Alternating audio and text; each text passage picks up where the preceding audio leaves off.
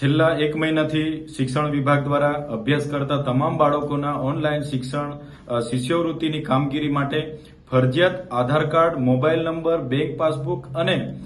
Ration કાર્ડના number સાથે update કરીને એની રસીદ જમા કરાવવાની ફરજ પાડવામાં આવી છે અને પછી જ એમની સ્કોલરશીપ જમા થશે એવી સૂચના આપવામાં આવી છે, જેને લઈને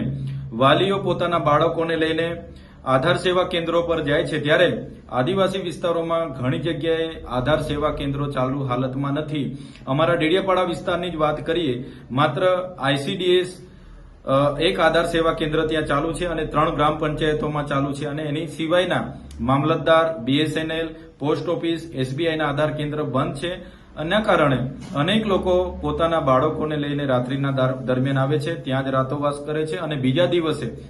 150 થી 200 થી પણ વધારે લોકો લાઈન પર ઉભા રહે છે. સર્વર ડાઉન હોવાના કારણે માત્ર 50 થી 60 આધાર કાર્ડ જ અપડેટ થાય છે, જેના કારણે છેલ્લા એક મહિનાથી ઘણા વાલીઓ અને ઘણા શિક્ષકોની રજૂઆત અમારી સમક્ષ આવી છે.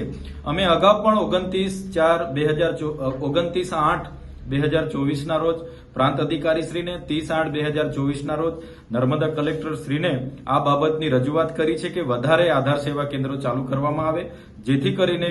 લોકોની આ સમસ્યાનું આપણે નિરાકરણ લાવી શકીએ. છતાંય કોઈ પણ જાતની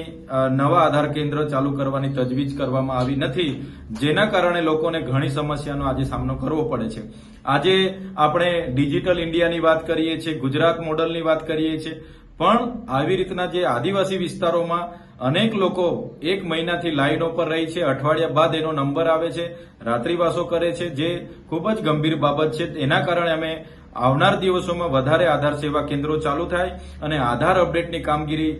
પૂર્ણ થાય, લોકોની સમસ્યાનું નિવારણ આવે, એ પ્રકારની અમે સરકાર સમક્ષ આજે માંગ કરીએ છીએ અને રજૂઆતો પણ આજે ગાંધીનગર કક્ષાએ અમે કરવા જઈ રહ્યા છીએ.